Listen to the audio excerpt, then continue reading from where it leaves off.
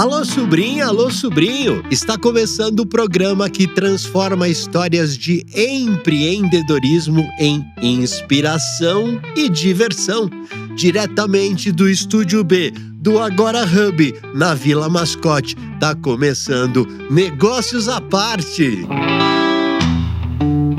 Obrigado aí pela presença mais uma vez, obrigado ao Pedrão da Legends também. Tio Dunhoque, quem que a gente vai trazer hoje no programa? O que vem por aí hoje, tio? A primeira convidada é executiva premiada, escritora e referência quando o assunto é diversidade. Ela acaba de lançar o livro O Manual da Empresa Antirracista e vai mostrar como inclusão é estratégia, não custo. Adriana Alves. Como é que Tudo tá? bem? Obrigado por ter vindo aqui hoje. Ótimo. Prazer é nosso de te receber aqui. Hoje a Adriana Alves veio falar do livro dela, O Manual da Empresa Antirracista. A gente vai falar bastante sobre ele, mas antes eu quero saber, negócios à parte, quem é a Adriana Alves? Antes de mais nada, eu sou uma mulher de 46 anos, sou de São Paulo, sou a mãe da Alícia e da Olívia. Há muito tempo no mercado corporativo, então tenho mais de 25 anos, principalmente nas áreas de operações, finanças.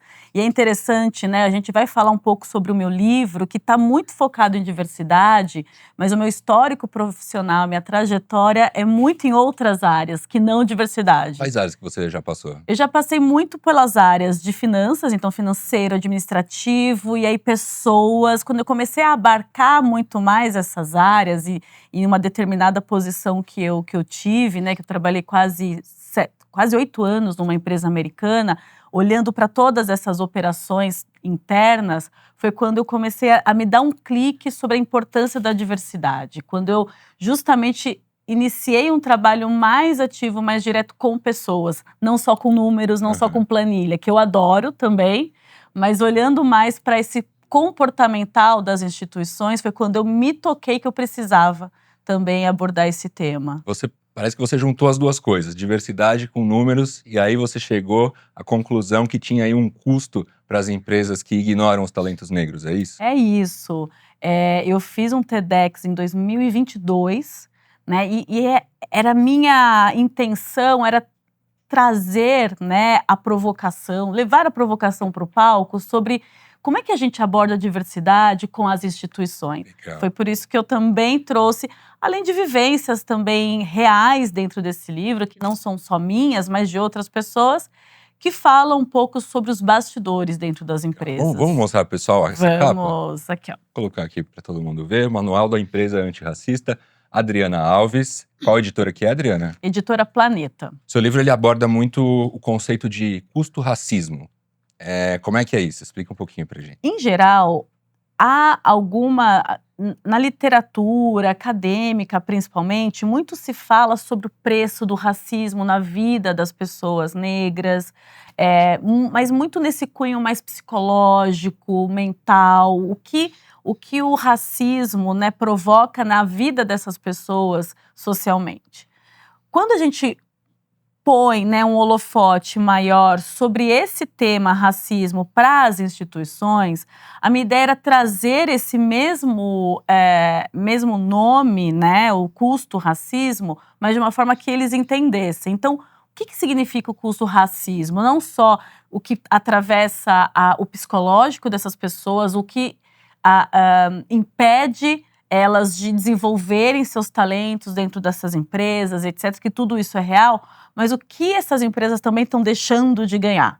O que elas estão deixando na mesa? Então, o custo-racismo nada mais é do que a gente fazer uma provocação sobre o quanto essas empresas, num único olhar, num único prisma, ignoram os próprios consumidores deles, os clientes, porque não adianta a gente dizer que a empresa, ela é uma grande marca, se essa grande marca, dentro dela, nas mesas de decisões, nas estratégias, eles não estão olhando por completo os consumidores. E quem são esses consumidores? A grande população do Brasil, Verdade. ela é composta de 56% de pessoas negras. Será que dentro dessas salas de decisões, eles entendem essa população? O que eu percebo é que muitas pesquisas têm entrado realmente, se aprofundado mais, né, nessas pessoas, na vida, no cotidiano, para que eles entreguem produtos para essas pessoas. Mas não adianta, eu sempre brinco, né, eles até entregam, mas poderiam entregar com muito mais excelência se de fato eles conhecessem esse consumidor. Não dá para você vender algo ou atender uma pessoa ou até trazer soluções novas, inovação como um todo, se você não sabe para quem você está entregando de fato. E aí, quando eu falo entregar de fato, não é na teoria, é na prática. Então, nessas mesas de decisões, precisa ter pessoas negras falando, não é por aqui, é por ali. Não é aqui que a gente… Qual é a nossa maior dor, né, dentro de um produto, de uma solução? Não é isso. São as pessoas que têm lugar de fala que realmente precisam falar e dizer, né? Exato. Então, é sair um pouco dessa zona de conforto e entender que se você não sai desse mesmo ambiente muito padrão, você não entende esse consumidor. Não entendendo esse consumidor, não entendendo esse cliente, você, muito provavelmente, você não está entregando de fato o que ele precisa. Se hoje eu entregasse esse livro aqui para alguma empresa, se alguma empresa recebesse esse livro, qual que seria a primeira mudança que ela traria na cultura empresarial? Eu acho que o primeiro ponto, assim, é realmente entender o custo do racismo. De fato, você tem dentro de si a sua mentalidade, a sua intencionalidade está de fato coerente com o que você vai aplicar? Porque não adianta fazer, e eu vi isso muito acontecer, das empresas contratarem muita gente, vender essa agenda de diversidade ou antirracista para fora, mas dentro não está coerente, né? A prática ser outra. Então, a primeira coisa é, você precisa incorporar isso e acreditar nisso. Entender que sim, o racismo ele atravessa nossas relações em qualquer ambiente, que sim, há um comportamento histórico, estrutural nas relações entre pessoas negras e pessoas brancas, indígenas, etc. E que, de fato, essas lideranças, a alta liderança principalmente, precisa acreditar que isso é verdade. Depois disso, a gente cascateia, implementação de ações, enfim, isso é muito mais fácil.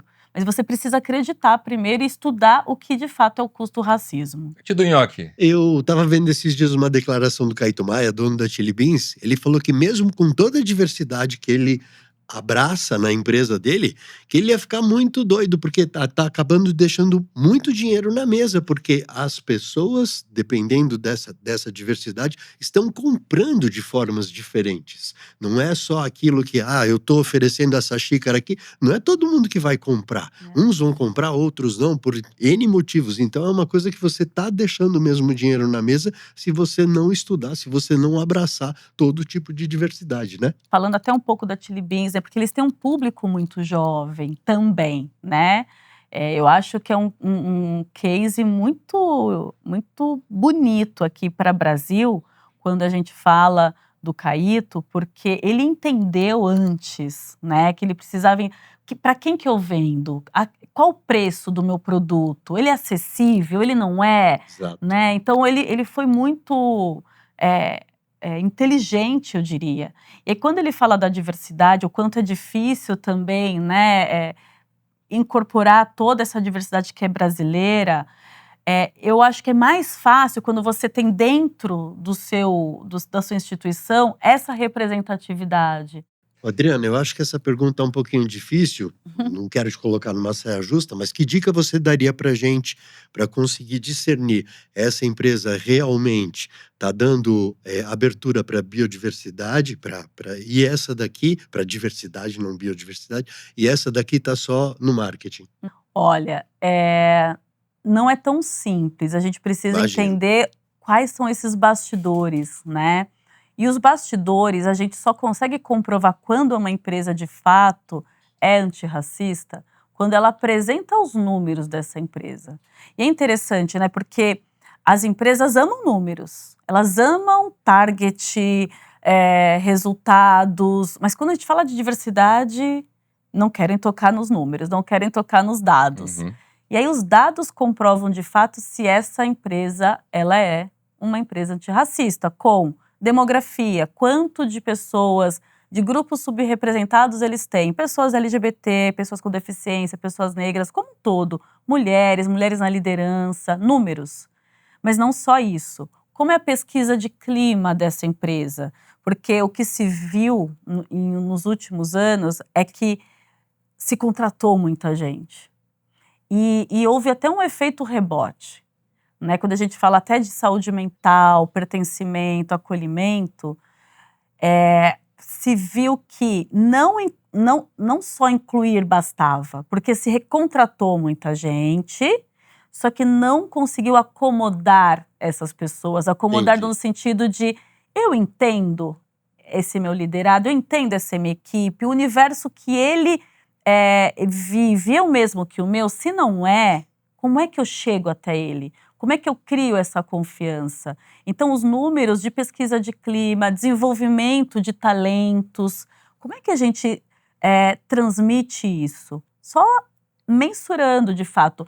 Há uma evolução desses talentos dentro dessa empresa ou eu só contrato, eles ficam ali de escanteio? Contrato um monte de estagiário e, de repente, esses estagiários não avançam. E não avançam por quê?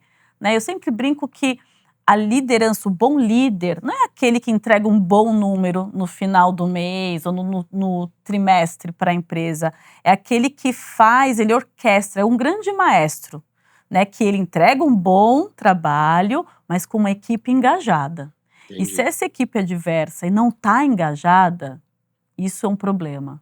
Ele vai até a curto prazo esmagar essa galera. Mas a médio e longo prazo, isso fica insustentável. Isso também dá para medir e está totalmente vinculado à diversidade. Eu tenho percebido um movimento, principalmente político, que vai contra a diversidade, né? Uhum. A gente vê lá uma tendência agora nos Estados Unidos e várias empresas estão aderindo. Eu acho péssimo esse movimento contra. Queria saber a sua opinião. A gente tem realmente visto uma retração devido ao nosso cenário político, econômico como um todo.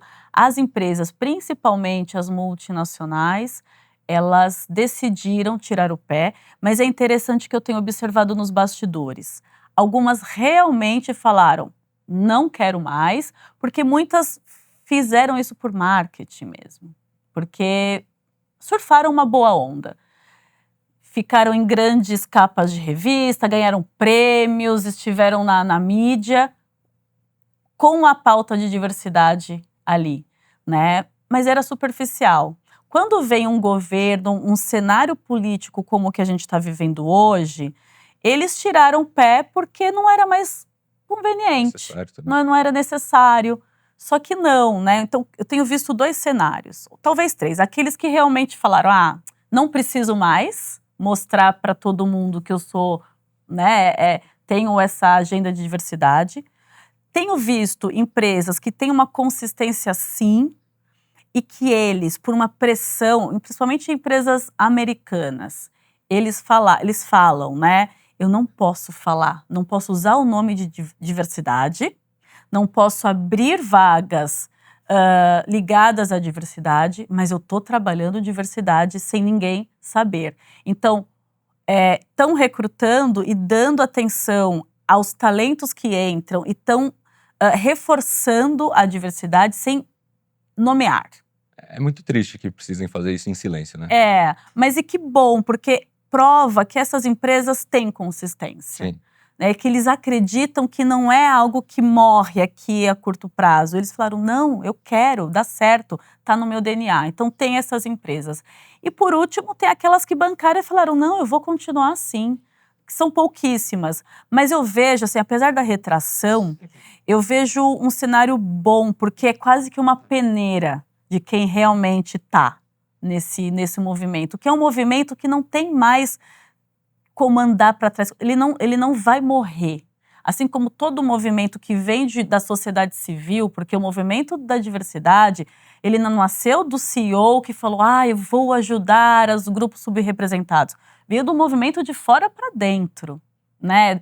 Que culminou em um movimento aqui no Brasil, mas que veio do assassinato do George Floyd, de um acontecimento aqui de uma grande empresa do varejo aqui no Brasil, que houve um assassinato aqui também, enfim. E aí a sociedade cobrou isso. Uhum. isso não vai acabar. E ainda mais falando de uma geração que cada vez mais tem acompanhado, né? Eles estão cobrando da gente aonde eles querem trabalhar, se querem trabalhar, né? E qual é o modelo de trabalho e se essa empresa está aderindo aos valores que eles acreditam. Então, eu acho que isso não acaba. Só vai ficar gente que realmente acredita que é coerente. Isso é bom. Peneirando. Estamos peneirando, eu acho. Pedro, vai lá. Você falou que tem 2 filhas. Aham. Qual a idade delas? Uma de 6 e uma de 11. Em relação à sua idade, à idade delas, no mundo que você vivia, Uhum. e hoje, para elas, você sente uma diferença grande porque elas estão vivendo, que vão viver, eu acho que um pouco mais para frente, quando entrarem na adolescência, que as decisões começam a ser tomadas, você vê essa diferença? Na minha época, as coisas eram muito silenciadas. Não é que o racismo acabou. Ele vai se adaptando, ele vai criando outras formas. Ele vai criando formas diferentes de chegar no seu alvo, que é a pessoa negra. Não é que acabou, mas há um constrangimento maior, né? Há uma geração que fala. Dentro do corporativo, antes, a gente não falava, a gente ouvia brincadeiras. O racismo recreativo era muito comum na televisão, né, na propaganda. No humor, né? Os próprios Trapalhões faziam isso Muito, sempre. muito. Era muito comum. Então eu, Adriana, de 6 anos, 11 anos, era uma criança que naturalizou esse racismo recreativo. Hoje as minhas filhas, elas sabem que o ambiente onde elas estão não tolera mais isso. O nosso mundo, a nossa vida sempre é nesse pêndulo. Então a gente viveu aqui, a gente está aqui para chegar num consenso maior que talvez lá, quando elas estiverem na adolescência, quando elas estiverem na fase adulta, seja muito mais leve para elas. Eu vivi num silêncio ensurdecedor, assim, um silêncio que… Eu falo ensurdecedor porque é aquele que dói na alma se você nomear. Hoje a gente nomeia. Então, que bom que a gente nomeia. Só que é uma luta um pouco mais escancarada também. Adriana, a gente estava ontem stalkeando o seu Instagram, eu e o Robson, nosso diretor. A gente viu lá um post que você fez do Vinícius Júnior, exaltando, né, o combate que ele faz ao racismo. Queria saber quanto você acha importante isso e se você acha que mais pessoas do nível do Vinícius Júnior deveria fazer isso também. Eu acho ele um homem corajoso, primeira coisa. Há de se ter muita coragem para falar do racismo, né? Mesmo as pessoas aliadas, as pessoas brancas, e eu falo muito sobre isso dentro das instituições. As instituições antirracistas, elas são instituições muito corajosas, de pessoas muito corajosas, e eu admiro demais isso. E o Vini Júnior, ele sente literalmente isso na pele. Ele usa, de certa forma, o privilégio dele, né, os holofotes, para uma luta que é coletiva. Então, eu admiro demais, mesmo eu sabendo que é um preço muito alto, né? Uma vez que você acessa as suas próprias dores, porque falar do racismo, e eu sempre digo, ai, gente, eu não gosto de falar do racismo, eu não escrevi um livro porque não sinto prazer nenhum de falar dele, mas é necessário. Mas ao mesmo tempo que é necessário, nos atinge na nossa vida pessoal, nas nossas histórias pessoais. Então o Vini Júnior, para mim, é um homem corajoso porque ele está pagando um preço muito alto por um coletivo que às vezes nem todo mundo entende e mesmo assim atravessa a vida pessoal dele, né? Ele é atacado, né? Atacado diariamente por algo que ele próprio combate. Então, admiro demais a coragem dele, né? Porque muita gente poderia dizer, não, eu cheguei até aqui, não quero tocar nesse assunto, tá tudo certo comigo. Você também aborda outras minorias no seu livro. Como que você faz para interligar tudo isso sem cair na superficialidade? Os grupos subrepresentados nas empresas, e de fato são subrepresentados porque temos muito poucos deles nas instituições, eles, quando a gente olha para a nossa sociedade, para a demografia populacional, eles são muitos, né? Então, o grupo LGBT, QIAP+, não há um indicador, há uma subnotificação, porque nem todos acabam se né, declarando pessoas desse grupo e etc., mas há indícios de que beira mais de 25% da nossa população. É muita gente. Pessoas negras 56, mulheres mais de 50, pessoas com deficiência também é uma subnotificação, mas beira ali assim, pessoas com deficiências que não são tão visíveis. Geral, é mais de 20%, é muita gente. Essa semana, ou a semana retrasada, não me lembro, a gente recebeu aqui no estúdio o Manuel Soares. E ele estava falando sobre o que ele acha da diferença entre diversidade e inclusão. Para ele, diversidade é você convidar para a festa e inclusão é você tirar para dançar. Queria saber a sua opinião, se você concorda com isso. Total. E eu acho que esse é o ponto, sabe? Que sempre foi a minha grande crítica, assim, nas instituições, que até abandonaram o barco agora, né? Porque falar de diversidade é fácil, vender é muito fácil, né? Estar nas capas e na mídia vendendo a diversidade, a cara do Brasil é muito fácil. Contratar também é fácil, né? Então, eu acho que tem um outro elemento. Então, diversidade é isso, é também chamar para dançar, mas não só sua música. Esse é o grande ponto. Que é o terceiro elemento. Não é a sua música que você tem que tocar. É a música de todo mundo. Como é que você acomoda as outras músicas? Você está acomodando ou você está escolhendo só você a sua playlist?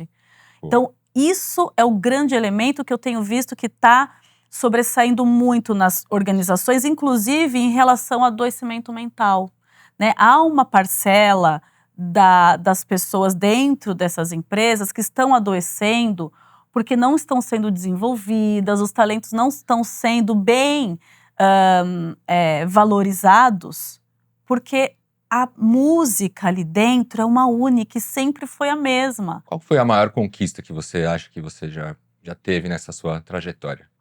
Eu acho que é já ter o privilégio de falar sobre isso. Porque imagina, né, eu tô com 46 anos, eu tô com mais de 25 anos em instituições que eu sempre fui muito sozinha, mesmo não entendendo que eu era sozinha, porque depois cai umas fichas, né?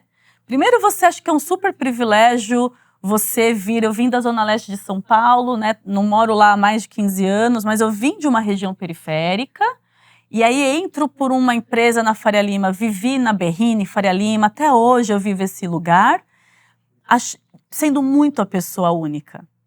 Achava que isso era normal. Então, dei um clique de, opa, não é normal, né? Eu sou muito a minoria, a exceção da exceção, não é sorte, não é nada disso. E aí falar disso em lugares que eu não podia é um super privilégio. E tem uma outra coisa, gente. O maior privilégio do ser humano é poder escolher. Escolher o que falar, escolher aonde trabalhar, para onde ir, falar nãos. E eu consigo hoje. Então, acho que o maior das minhas conquistas, a maior delas, é poder escolher. O que você gostaria que as pessoas aprendessem com o seu livro? Não só as empresas, mas pessoas que tenham a curiosidade de ler o Manual da Empresa Antirracista. Olha, primeiro que esse livro não é sobre mim, né? Então ele parte de outras vivências, outras pessoas que já chegavam em mim relatando de forma anônima ou não anônima o que elas viviam dentro dessas instituições. Então, a cada capítulo, no final de cada capítulo, eu levo também histórias de pessoas que também vivenciaram o racismo dentro dessas instituições. Então, não é sobre a Adriana, é sobre várias Adrianas e Adrianos. Mas é um chamado, Oliver, um chamado sobre a gente trabalhar juntos esse tema. Eu sempre digo, eu não faço nada sozinha. A gente, quando entende que o setor privado é um sistema de poder e a gente não quebra ele sendo ingênuo, né? A gente não quebra esse sistema sendo ingênuo, a gente tem que ser estratégico, a gente tem que ser político, a gente tem que ser tudo nesse lugar, mas não dá para fazer sozinho, porque é um sistema que tem privilégios de poucos, né? E como a gente falou, são poucos que não têm a minha cara. Então, eu preciso ser estratégica e para que isso aconteça, eu preciso convencer essas pessoas de que isso é bom para elas. A agenda de diversidade não é só boa para mim. não é eu tirando o lugar, o espaço desses que já estão no poder, é expandindo. E é isso que eu falo nesse livro, é um chamado para que as pessoas se conectem com o custo racismo, com o que elas estão deixando de ganhar, com a beleza da pluralidade que a gente tem no Brasil e que muitos nem conhecem, estão deixando para lá uma diversidade linda, entendendo que o futuro é esse. Os nossos filhos, os nossos netos, sobrinhos, eles vão nos cobrar essa transformação. Então é bonito que essas lideranças hoje, elas se atentem antes de serem cobradas quando não tiver mais tempo. Porque elas vão ficar fadadas ao fracasso se elas não se despertarem. Então é um chamado de vir junto. Legal. É isso. Bom, queria te agradecer muito, não só pela presença aqui no programa, mas por esse movimento que você faz, que com certeza influencia muito aí na evolução da nossa sociedade. Obrigado demais por ter participado aqui com a gente, Tô viu? muito feliz. Obrigada. Obrigado eu. Obrigada, gente. E agora obrigado a gente você. vai pro nosso Momento Inspiração com o Tio do Nhoque. Momento inspiração, momento inspiração com o Tio do Nhoque. O sucesso normalmente vem para quem está ocupado demais para procurá-lo. Boa, tio. De quem que é essa frase? Essa é de Henry David Thoreau, um filósofo americano. Tem mais frase aí hoje? Quem tem medo de errar nunca vai sentir o gosto de um nhoque queimado. Ó, essa daí de quem que é? Minha mesmo, já queimei vários nhoques. Ele é a prova de que nunca é tarde para recomeçar. Depois de um infarto, decidiu mudar de vida, se jogou na gastronomia, enfrentou dificuldades e hoje é o chefe querido à frente da HS Rotisserie. Com vocês, chefe Ricardo. Chefe Ricardo, tudo bem com Tudo você? bem? Joia. Bem-vindo ao Negócios à Parte. Obrigado por estar aqui com a gente hoje. Opa, uma honra. Uma honra é nossa. Eu queria saber, você tem a HS Rotisserie, né? É. Aqui pertinho, no Jardim Prudência. Aqui no Jardim Prudência. Legal. A Eu gente tô vai ali falar... Perto da CUPC velha ali. Você falou agora há pouco pra gente, entre a Premicia e o Itaú, é isso? Isso, entre a Premissa Legal. e Itaú. A gente vai falar bastante sobre o seu empreendimento, mas antes eu quero saber, negócios à parte, quem é o Ricardo por trás do chefe? Não desisto nunca, tá? Sempre tô querendo fazer coisa nova. Não deu certo aqui, eu vou para outra, tá? Mas o meu forte é que eu sou um pai de família, cara. Eu gosto de família. Eu trabalho até hoje, que eu tô com quase 70 anos, pela minha família, tá? Então a minha dedicação é essa hoje, tá? Além de servir bem, cozinhar para atender as pessoas, mas família, Certo. tá? Família é muito forte no meu coração. A gente vai falar sobre a mudança de vida que você teve. Isso aconteceu depois, em 2012, quando você teve 2012. um infarto. Isso. Ali você decidiu mudar de vida. Queria saber como é que foi isso. Como é que você tomou essa decisão? Então, quando eu acordei no hospital, que eu estava na UTI, 2 dias depois, você tem bastante tempo para pensar lá, né? A Sandra veio me visitar e eu falei para ela, ó, eu vou mudar de vida. A partir de agora, estou ganhando uma nova oportunidade, vou fazer o que eu quero. Não vou fazer mais, porque eu tinha loja, tinha isso, tinha aquilo. Falei, não vou fazer mais isso, eu vou fazer o que eu quero, que é cozinhar. Ela me achou maluco, né? Falei, deve ter tomado alguma droga aí, deram alguma coisa nele aí, ele ficou louco. Mas eu saí de lá, vendi o que eu tinha e falei, vou cozinhar. Legal. E fui trabalhar de graça num restaurante para pegar a manha de... Entrou como trainee? Eu entrei como peão mesmo, peão mesmo, cortando pãozinho, caramba. Para aprender a estrutura, o que precisava de estrutura, como é que é as quantidades, essas coisas. Aí eu fui evoluindo nessa cozinha e falei, bom, chegou a hora, eu vou fazer o meu agora. Mas ainda voltando um pouquinho lá na UTI, eu queria saber um pouco mais desse momento. Eu tenho uns sonhos, às vezes, que eu morro no sonho. Meus sonhos são muito reais. E aí eu acordo, puta, mexido, mal. Queria saber, você teve essa impressão de ver a morte mais perto e daí você decidiu mudar Cara, tudo? Como é que foi isso? O infarto foi muito rápido, velho. Então eu não tive tempo de nada disso.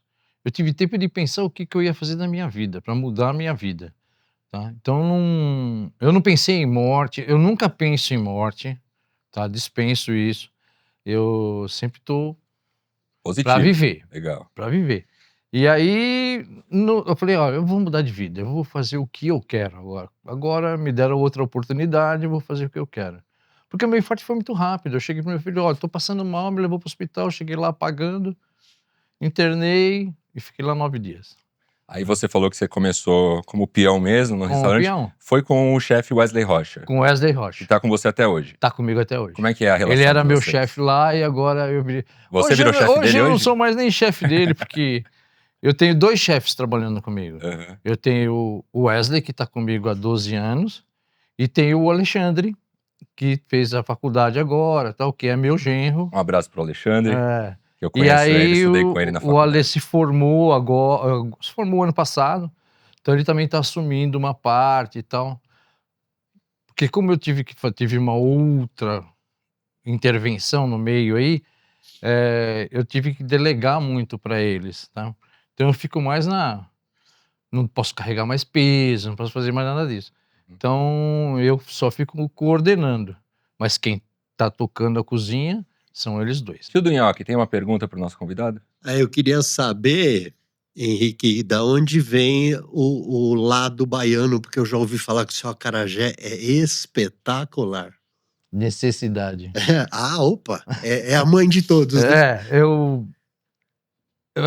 aprendi a fazer acarajé meio que forçado, sabe? Minha esposa me colocou numa feira e me deram a barraca de acarajé, cara. Eu adoro acarajé. Eu falei, pô, eu tenho que tascar isso aí. Aí fui, treinei, e foi sucesso na feira. Aí eu começo a fazer. Eu tenho uma vez, um mês do ano que eu faço todo fim de semana acarajé. E aí eu sei que depois você, na própria garagem de casa, é isso? Você Isso. abriu um Foi seu aí que empreendimento ali. minha esposa não acreditou. Aí Falei, que ela não, eu não surtou. vou alugar nada, eu vou Uma bagunça em montar, casa. vou montar na minha garagem, vou Qual- cozinhar na minha cozinha. Você lembra quais foram as maiores dificuldades nesse começo? Puta, ficar sozinho, velho. É. É difícil, tá? Porque assim, eu montei, tipo, eu vou fazer o que eu quero. Não pensei no lado profissional da coisa, sabe? E a coisa virou muito rápido. Aí eu falei, puta, tem que correr atrás. Então aí a coitada virava de noite, de madrugada do supermercado comprando, eu cozinhando até de madrugada, porque vendeu tudo no sábado, eu precisava vender no domingo, precisava ter coisa para domingo, então ficava a noite inteira cozinhando para vender no domingo. Você acha que esse sucesso se atribui a essa vontade de mudança, ou então ao carinho que você colocava ali no que você estava fazendo? Cara, eu faço com muito carinho. Eu gosto do que eu E faço. dá uma diferença, né? Dá. Eu gosto do que eu faço. Eu gosto de ir comprar as coisas, eu quero escolher as coisas, sabe?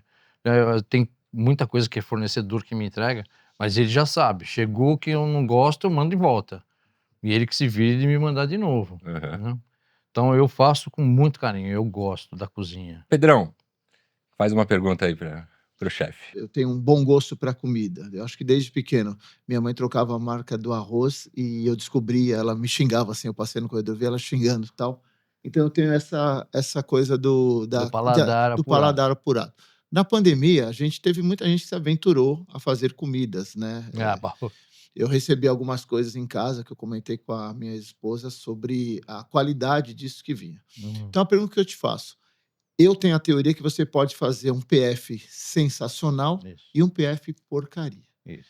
Eu acho que está muito ligado ao carinho que você vai experimentar, porque eu acho que cozinheiros ou até chefes, depois de muito volume, acabam não experimentando, acham que aquilo lá, vai embora e acabou. Isso. Então, acho que está muito ligado, como você falou, ao carinho, né? Isso. Então, acho que você pode ter um PF sensacional e um PF muito ruim, Isso. sendo os mesmos produtos, vendo até a mesma origem.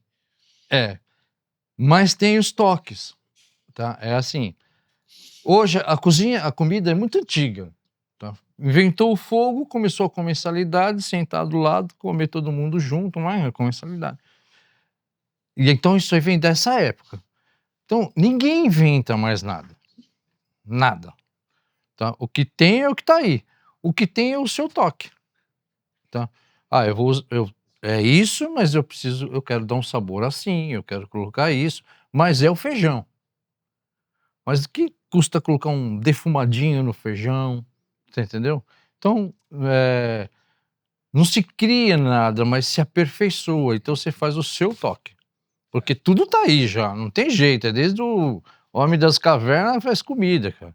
Então não tem mais o que inventar. Tem os inventores aí, se você olhar na internet, você vê um monte de invenção. Hoje eu vi um peixe com purê, no forno. Você aprende bastante também. Aprendeu, eu leio bastante. Você lê bastante. Você Leio bastante. Você cursou gastronomia. Eu fiz gastronomia. 2015, é isso? 2015. Como é que foi essa experiência? Depois de foi muito 50 bom. anos fazer faculdade, como é que é lá? Pô, cara, Ser foi o muito tiozinho bom. da turma, o tiozão Foi. da turma. Isso. Foi muito bom. Primeiro, o primeiro dia que eu cheguei, que eu entrei na sala, todo mundo sentou, pensou que eu era o professor, né, cara? De cabelo branco. Muito bom. Já. Aí, quando eu sentei ali no meio do povo ali, que viram que eu não era professor. E foi muito bom a convivência com jovens, tal, não sei o que, as maluquices deles, tal, não sei o que, você vai... É bom você aprender algumas coisinhas assim. Pegou DP ou Mas passou a tudo faculdade dá bastante base. Bastante base. De IPI, de conservação, de leis, de normas. Entendeu? É muito importante isso. Uhum. Tá? Lá tem... nessa faculdade vocês também criavam? Como é que funciona a gastronomia na prática, ali na faculdade? Tinha aula prática? É aula prática. Você tem o primeiro semestre praticamente só teoria, que são os direitos, essas coisas todas, e depois você vai para aula prática. E as provas são como? É tipo Masterchef? Prática. Prática. Prática. Tem prática e tem teórica também. Por exemplo, você tem curso de garçom. No meio da faculdade você aprende a ser garçom, ser maître, o que é um móvelzinho que tá lá jogado lá no cantinho, você saber o nome daquele móvel. Então, você tem que aprender a carregar uma bandeja. Imagina eu com quase 60 anos subindo uma escadaria com uma bandeja que cheia de garrafa. Difícil. Então, dá uma boa base. E a faculdade que eu fiz era uma faculdade, não era um Senac. Senac, os caras têm tudo de primeira, Uhum. tá? Tudo de primeira. Aonde eu fiz, não. Era meio pé de breque mesmo, e eram 20 numa bancada. Na Senac é 4 numa bancada, tá? Então você tem que aprender a se virar e a liderar de repente, porque Legal. ó, deixa que esse eu faço, então se impor também. Então é isso, cara, é você colocar o seu carinho ali, né? Fazer as coisas com raiva, obrigado, não dá, funciona. vai, senta num canto lá, tal, e depois volta. E não é todo mundo que vai conseguir dar esse toque, né? Por mais que se esforce, tem uma coisa Tem um do problema de jeito, mão, né? é de mão, é. Mão. Falam muito em mão, né? Do mão. cozinheiro. Cozinhar, cara, se estudar direitinho, é que nem o nhoque. Se ele der a receita para um outro menino qualquer e ficar em cima dele de uma vez, 2 vezes, 3 vezes, vai sair o nhoque. Vai sair, às vezes até melhor. O problema é que às vezes você não pode tirar os olhos. É verdade. Porque daí o cara entra com a invenção dele. Não, mas eu coloquei mais isso. E não era para colocar. Sim, é verdade. Aliás, é uma boa pergunta. Como é que você lida com essas invenções, assim, esses temaques muito assim? Eu sei que você não faz temaki, mas essas não, mas coisas eu que faço saem assim, muito ó, do comum. eu aceito bastante opinião. Principalmente dos 2 meninos, que é o Alexandre e o Wesley. E principalmente do Wesley. Mas a gente discute. Eu chego para você, será que isso não vai acontecer? Isso? Se trabalhar assim? Pode acontecer. Falei, então, vamos no nosso normal, tá? Não vai pôr. E às vezes fala assim, ó, faz uma quantidade menorzinha aqui, faz o que você quer e vamos experimentar. Sim. Se funcionar, vamos tocar a puia, vamos em frente. Legal. E o começo foi você sozinho, Ricardo? Sozinha. Sozinho. Pô, Sozinho. difícil, hein? Eu e ela, sozinho. Tá. Vocês Poxa. não estão vendo, mas a Sandra, a esposa do Ricardo, tá acompanhando aqui ele hoje. Inclusive, ela disse agora há pouco que ela não cozinha, ela só come. E aí, em 2015, faculdade, se formou, começou a fazer sucesso pela região. Eu sei porque muita gente fala bem aí da Graças sua a Deus. rotisserie. Mas depois teve um período complicado que eu fiquei sabendo. Você descobriu um câncer no fígado, é isso? Câncer no fígado. Foi o fim da pandemia. Não, começo da pandemia. Eu comecei já com um problema. Qual que foi sua reação quando você ficou sabendo? Pô, já teve um problema lá atrás. Cara, eu não lia nada sobre nada. O que o médico falava, ó, tem que fazer isso, eu ia lá e fazia. Tem que ir lá plantar uma bananeira que o cara vai tirar sangue daqui do teu pescoço. Uhum. E aí Eu o seu vou. filho, ele fez uma doação de fígado pra Isso, meu você, filho doou o doou fígado. 75%, Isso, ele doou 75%, o meu saiu inteiro, tá? tá? E dele foi 75%. E como que é isso? O órgão se regenera pra ele depois? Em 15 dias ele estava é? em casa e com 6 meses já estava tudo normal. E a sensação de saber que você tem uma parte hoje do seu filho dentro de você? Maravilhoso, né? Eu tinha ele no coração, agora tem o fígado dele também. Legal. O que é a família? Você fala muito de família. O que a família representa hoje no seu negócio? A família é assim, cara. Eu trabalho bastante. Eu sou aposentado. Sandra é aposentada. Tá? Nós temos nossa residência. Quer dizer, eu não sei. Tá? Eu corro hoje pelos filhos.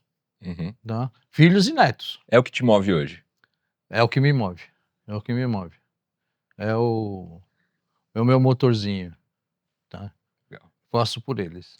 Qual que você considera a maior vitória hoje nessa trajetória de altos e baixos que você passou? Chegar até onde eu tô agora, cara. É muito legal. Com sucesso ainda, né? É muito legal. Tá? Espero que continue. Uhum. Vai continuar, com certeza. E para as pessoas que estão aí assistindo a gente, que falam, puta, tô infeliz no meu trabalho, mas já tô nos 40 anos se achando velho, o que você falaria para essas pessoas? Pô, faz a sua vida, velho. Faz o que você quer, o que Sempre você dá gosta. tempo de mudar? Sempre dá. Sempre dá. Eu até hoje eu tenho um plano B ainda. Uhum. Se a cozinha não desse certo, eu sabia o que eu ia fazer. Entendeu? Eu sempre tenho um plano na cabeça. Legal, Tá? legal. Se você não sonhar, velho, tem que sonhar, né? Tem que ter sonhos. Se o Dunhoque me chamou, vai lá, tio. Ricardo, uma curiosidade, já aconteceu comigo e olha, eu não faço a comida, eu revendo, tá? Uhum. Mas são pessoas que estão comigo já desde o começo, há 7 anos. Vai fazer 7 anos no final desse ano. E eu tive gratas experiências, algumas vezes, de pessoas que chegaram a se emocionar, depois voltando e falando: esse nhoque é muito parecido com o nhoque que a minha irmã fazia, com o que meu tio fazia. Me conta uma dessas. Eu tenho certeza que você deve ter passado por Tenho muitas. várias, velho. Várias. Eu tive uma esse fim de semana com joelho de porco. Que a senhora comprou, cliente nova, viu no Instagram e tal, viu o joelho, que eu tinha feito uma publicidade do joelho. E ela falou, eu quero o joelho. Fiz aí, você faz, né, meu? Fica esperando, de repente na outra semana ela vem e falou, ficou uma porcaria teu joelho. Aí ela escreveu, falou, olha, porque ela é alemã. Ainda mais essa. Ó. Né? Aí ela escreveu, olha, eu vou várias vezes para a Alemanha, né? Mas o seu joelho tá imbatível. Legal. Opa. E você é daqueles Aí chefes... o ego, né, meu? Mas é uma delícia, com certeza. Você é daqueles chefes que compartilham os segredos ou guarda 7 chaves? Não guardo 7 chaves, cara. Eu falo o que eu tô fazendo. Não... Mas acho que tem um toque especial que só você saberia dar aí Tem algumas também, né? coisas que a gente faz. As quantidades, o jeito. Tem algumas coisas, né? Uhum. Tem que ter um segredinho, né? Tem que ter um segredinho. Mas normalmente, por exemplo, você pegar. Alguns lugares aqui que o pessoal trabalha com comida e na pandemia eu fui ajudar. Porque tava ruim a coisa lá. Sim. Falei, eu vou te dar umas ideias. Faz isso, faz aquilo. Pá, pá, pá. Fiz lá com eles. Não sei o que, eles usam até hoje. Tá? Então... Ainda pedem para mim, ainda essa semana pediram. Então eu ajudo, eu não... Bacana. Você tá... É todo mundo no bairro. Sim. Crescer junto, né? Claro, comunidade, crescer junto, né? É isso, crescer junto. Falando nisso, você tá aqui pertinho da gente, Jardim Prudência. Você também tem muitos clientes na Vila Mascote, né? Eu tenho bastante cliente da Vila Mascote, tenho bastante cliente da Vila Mariana. Você gosta aqui do bairro? Eu gosto, eu moro aqui bastante tempo. Já Conhece 30 bastante anos. gente. O Pedro, inclusive, já deu aula pro seu filho, é isso? Já deu aula pro meu filho. Todo mundo pro entre meu amigos caçula. aqui. Pro meu caçula. Legal. Pro Arthur. Bacana. Tá? Eu tenho 3 filhos. Uma menina, que é a esposa do Alexandre. Milena. Eu tenho o André, que foi o que me doou o fígado. Uhum. E o Arthur, Legal. que é o raspa de tacho, né? Mas pelo que eu já vi dos seus posts, você considera o chefe Wesley como se fosse da família também, né? Ah, ele é que nem meu filho. Eu às vezes falo pra ele, porque ele mora na Zona Leste, cara. Caramba. Ele fala, cara, eu acho que eu namorei com uma mulher da Zona Leste lá, velho. E eu não sei não, porque eu tenho um carinho tão grande por você que eu acho que pode ter acontecido. Falando em família, chefe, o pessoal da produção me mandou um vídeo aqui que eu queria inclusive te mostrar rapidinho. Ver se você conhece esse pessoal aqui, quer ver? Oi, pai, tudo bem? Nós gostaríamos Pode de segurar. falar o quanto a gente se orgulha de você ser uma pessoa tão guerreira, que nos ajuda em todos os momentos, que conseguiu conquistar tudo que você conquistou em meio a uma turbulência. Por questões de saúde, você nunca se deixou abater, e isso é um exemplo muito forte para nós. A gente segue seu exemplo à risca. Então, nós somos muito gratos. Estou muito contente por tudo que você está alcançando. E nós estamos aqui, então, para dizer que a gente te ama muito. Oi! Fala, velhinho! Tudo bom? A gente está passando aqui para falar desses anos de amizade que a gente tem e agradecer e lembrar todo o esforço que você vem fazendo aí, de todas as batalhas que você vem passando aí. E passando aqui para deixar um grande beijão. Amamos muito você, Ricardo. Obrigado pela amizade, pelos puxões de orelha, por acompanhar a trajetória da nossa família, da sua família. Desejamos muito sucesso, muita saúde, muitas aventuras juntos ainda, né, Ana? Um beijo grande pra você, tudo de bom pra você e pra toda a sua família. Gordo, passando aqui pra dizer o quanto a gente ama você, o quanto a gente se inspira em você, o quanto a gente ama você. Temos você aí no nosso coração, temos muito orgulho de quem você é, de tudo que você nos ensinou na nossa vida, o quanto você mostrou pra gente que a perseverança é a melhor solução pra tudo. Te amamos demais, do coração mesmo. Muito obrigado por tudo e sempre faremos o máximo pra estar com você, vendo você bem, vendo você feliz. Fala, paizão, passando aqui pra agradecer e dizer o quanto de orgulho eu tenho em ser seu filho e agradecer tudo que você tem ensinado pra gente, por tudo que você faz e por ser exatamente como você é. Muito obrigado, paizão, te amo. Eu também te amo. Eu também, Gui. Eu também te amo, cara. Te amo, gordo! Te amo, vovó! Em homenagem, né? Do negócio da parte pra você. Judiou, né, cara? Chefe Ricardo, você é um cara muito amado pelas pessoas que vivem aí ao seu redor. Parabéns. Obrigado, cara. Por aí você judiou de mim. Desculpa. Foi por uma boa causa. Chefe, qual que foi a maior vitória aí? Você olhando pra essa trajetória incrível que você passou, qual que você considera hoje a maior vitória sua? Ter minha família toda unida. Todo mundo junto, sempre junto.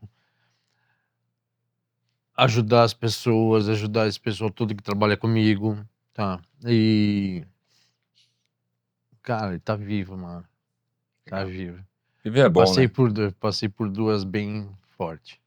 Então eu tenho que honrar essa força que ele me deu. Eu falo, não, eu te ajudo, mas...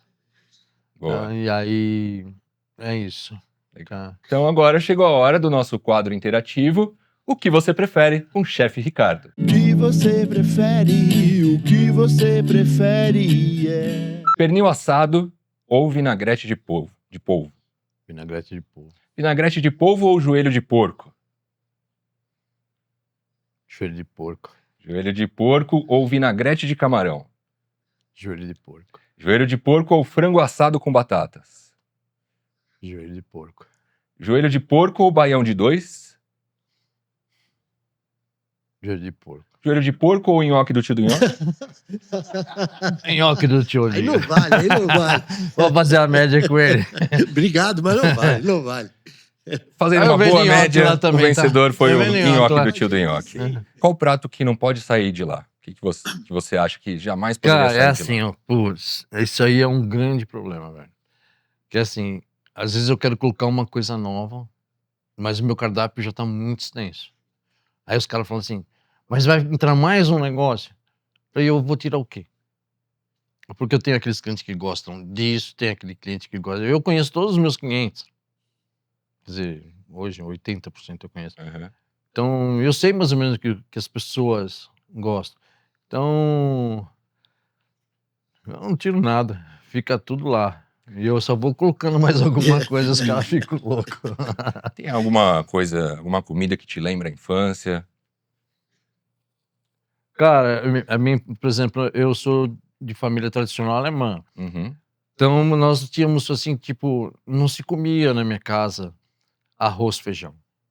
Era batata com alguma coisa, tá? Então, a batata com o joelho ou a batata com uma bisteca, isso me lembra lá para trás, tá? Bolinho de carne no molho para comer com um espaguete, eu lembro lá de trás, né? O máximo que eu conheço é do Juca Alemão, nunca tive essa oportunidade. Não,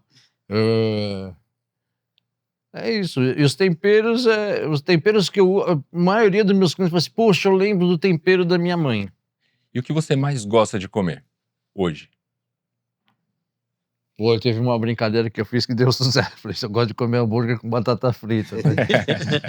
Que não é delicioso, sem dúvida. Tá.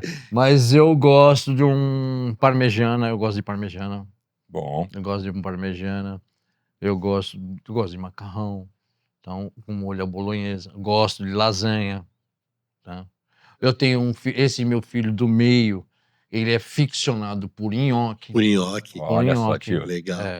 Ele come toda terça e quinta ele vem em casa, porque ele tá aqui no aeroporto, ele trabalha em Congonhas.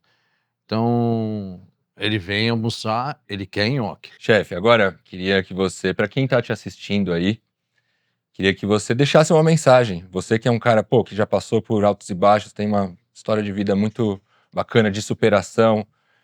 Olhando para aquela câmera ali do meio, queria que você deixasse um recado para o nosso público.